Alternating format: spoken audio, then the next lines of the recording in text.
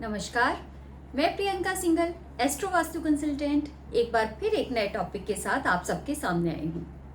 आज का टॉपिक है पंच तत्व। जैसे एक शरीर 5 तत्वों से मिलकर बना होता है, उसी तरह कोई भी धरती 5 ही तत्वों से मिलकर बनती है।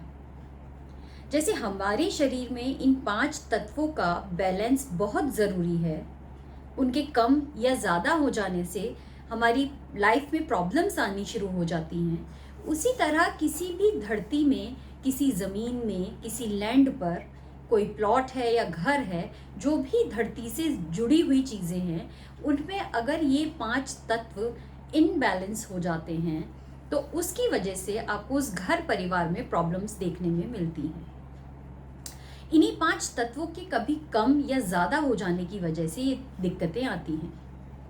जैसे आपके शरीर में ये 5 तत्व कभी ऊपर या नीचे हो जाते हैं तो उस चीज़ की कमी या अधिकता से आपको बीमारियां होने लग जाती हैं या प्रॉब्लम्स आनी शुरू हो जाती हैं।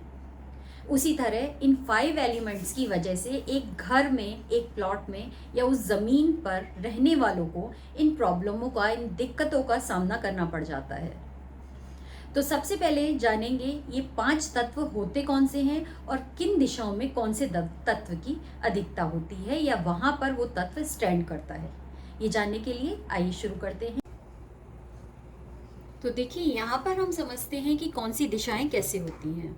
तो इसमें हम शुरू करेंगे पहले वाटर की दिशाओं से। तो वाटर का जो स्पेस हमारा शुरू होता है वो हमारे घर की नॉर्थ नॉर्थ वेस्ट दिशा से होता है। तो north north west, north, north north east और नॉर्थ ईस्ट, ये जो चारों दिशाएं होती हैं ये हमारी आती हैं वाटर जोन में। इसके बाद आगे चलेंगे तो ये हैं east north east north east, east और ईस्ट साउथ ईस्ट, ये 3 दिशाएं मिलकर बनाती हैं वायु यानी कि एयर जोन। ये 4 दिशाओं से मिलकर बनता है वाटर जोन और 3 दिशाओं से मिलकर बनता है एयर वाला जोन। इसके बाद हम नेक्स्ट चलते हैं आगे। तो यहाँ पर हम देखेंगे साउथ, साउथ साउथ ईस्ट और साउथ, इन 3 दिशाओं को मिलाकर हमारा बनता है फायर जोन। ठीक है, इसके बाद नेक्स्ट आता है साउथ साउथ वेस्ट और साउथ वेस्ट, ये 2 दिशाएं मिलकर बनाती हैं अर्थ एलिमेंट। तो ये आता है हमारे घर का अर्थ एलिमेंट के अंदर 2 दिशाएं। इसके बाद आगे चलेंगे तो आगे की बाकी की जो बची हुई दिशाएं हैं west south west, west west north west और नॉर्थ वेस्ट, बाकी ये फिर से ये सारी चारों दिशाएं मिलकर बनाती हैं स्पेस, यानी कि ये 4 दिशाएं बनाती हैं स्पेस वाला एरिया जो हमारे घर में आता है।